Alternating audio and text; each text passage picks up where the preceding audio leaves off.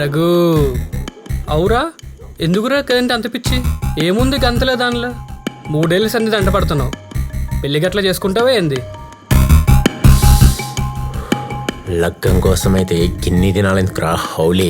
మరి ఇది పెళ్లి మెటీరియల్ కాదురా, సపరేట్ యాంటిక్ పీస్. పక్కలోకి పనికొచ్చే బ్యూటిఫుల్ సెక్సీ ఫిగర్ రా. గంత దానికి గిన్ని రోజులు ఆగినావురా? అరే చెప్పినా కదరా, అది సపరేట్ పీస్ అని.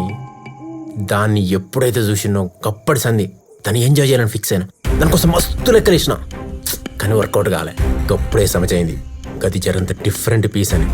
దాన్ని ఎంజాయ్ చేయడమే నా లైఫ్ అంబిషన్. గప్పుడే ఫిక్స్ అయినా. అరే లైఫ్లో ఎవరైనా మంచి కథలను కోరుకుంటారు, నువ్వేంద్రా ఆ కోరికతో ఉన్నావు? అరే గది పాల రాతి లెక్కరా, దాని చెక్కనికే గిన్ని దినాలు పట్టింది. అయినా ఎలావోరా, నీ కోరిక తెరుకున్నది మాయమైంది. ఎక్కడికి పోయిందో ఎందుకు పోయిందో కూడా తెలియదు. Bad luck. అదే కదరా నా బాధంతా. ఇన్నాళ్ళ శ్రమంతా ఐస్ లెక్క కరిగిపోయింది. నిన్న కూడా ఫేరోల్ పట్ల అన్నీ అనుకున్నట్టు సెట్ చేసిన, వస్తా అనుకున్నా, చా మిస్ అయింది. ఎప్పటికైనా దాన్ని ఎంజాయ్ చేస్తా, యాడున్నా పట్టుకుంటా. ఎక్కువై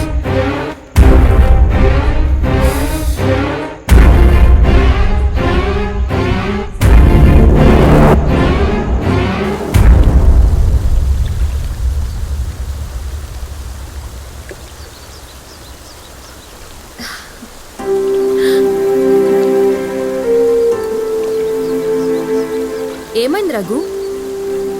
వచ్చినప్పటి సంది డల్గా ఏం మాట్లాడకుండా నిలబడ్డావు? What happened? ఏం జరిగింది రఘు, చెప్పు. Life is a beautiful journey అంటారు, కానీ నాకు మాత్రం బ్యూటీ మిస్ అయ్యి జర్నీ మాత్రం పోతుంది చీకట్లు. ఎవరికైనా అనుకున్నది చెప్పడంలో డిలే చేయొద్దని అర్థమైంది. దానివల్ల ఎంత మిస్ అవుతున్నామో. ఆ పెయిన్ని కంట్రోల్ చేసుడు చాలా కష్టం సంధ్య. క్లియర్గా చెప్పు రఘు, వాట్ హ్యాపెండ్? నీకు నేను కనిపించేంత ఆనందంగా లేను సంధ్య.